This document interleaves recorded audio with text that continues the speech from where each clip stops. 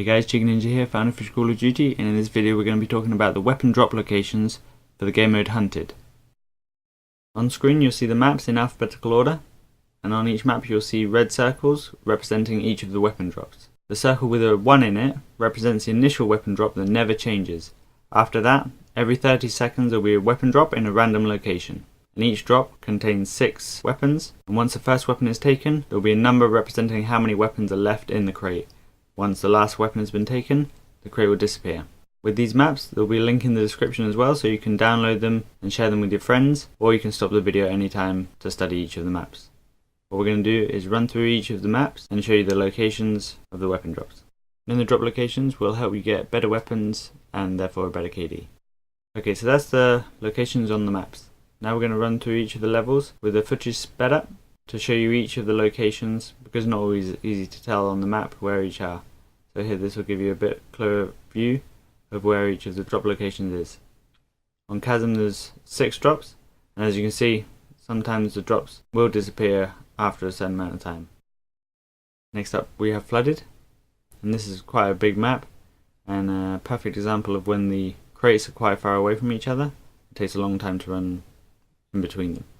So instead of running aimlessly all the way across the map just to get to a crate that's either run out or enemies are going to kill you on the way, it's best to choose 1 or 2 locations, stick with them and try and defend them. Now we have Freefall, which is quite the opposite, very small map, and as you can see the locations are very close together. So it's not too hard to get to each location once it's been dropped. Next up we have Freight, fairly larger map. The middle one is very busy, but the outside ones are fairly easy to capture, get a good weapon, sort of hang back. So you don't want to really push up into the middle one necessarily.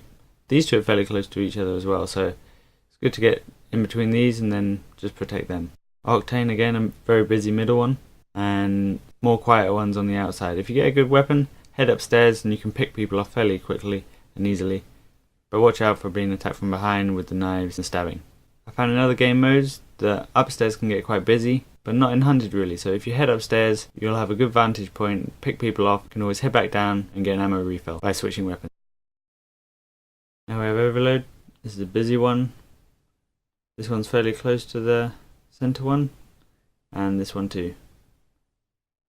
So this is where I sort of hang out. The other two are a bit out of the way, you have to make quite a trek to get over there. It's fine if you're having a bit of trouble picking up a weapon by trying and hang back with the other ones. Then we have Prison Break. This is one of the most hectic middle ones I think, and this one's fairly close too. Then you have the one here, and the one over by the timber yard. This is quite good if you get an assault rifle, you can pick people off trying to get to it. And here this one's a bit out of the way, but always good if you want to pick up a weapon and you're having trouble. Next up we have Siege, one in the middle with the columns. Then we have this one. And then we have 3 others on the other side of the map, which are all fairly close to each other. There's this one by the broken carts, the one up the hill here, and this is the sort of area I hang around. And then you have one in the broken house here. In Sovereign, we have one in the control upper area, one down at the bottom, then you have one in this blue area up the top, and then 2 more at the bottom, one here, and one next to the other one that we looked at before. And we have Stonehaven, one in the middle. Run over here to get the one in the castle.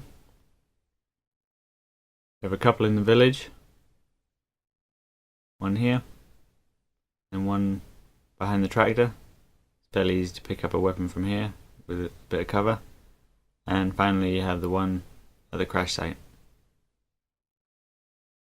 Stormfront, we have one on the sculpture, one on the main road here, one which you can get round the back or this way,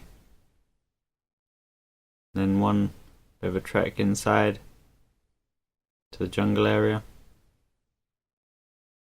and then you have the one below the bridge. Now be careful if you jump off here and then off the bridge, because you can die.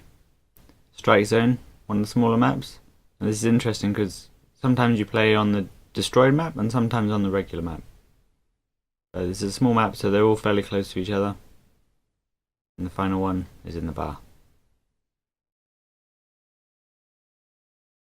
Now Tremor, the medium-sized map.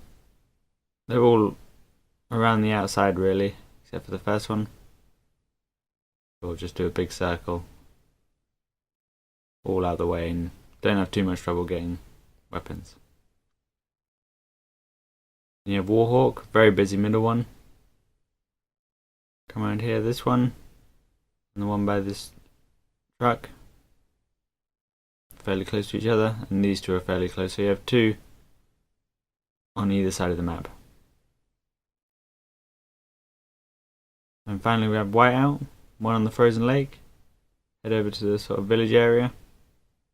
There's two close to each other, this one and the totem pole here. And then you got another one on this lake, frozen lake here. And finally, one on the hill. That's it guys. If you enjoyed the video, please give it a like, comment and subscribe for future videos. Also we have two other videos you might like. One is the interactive map parts on each of the maps. The other is an explanation on field orders, how to achieve each one and what you get for your reward. Anyway guys, thanks for watching and happy hunting!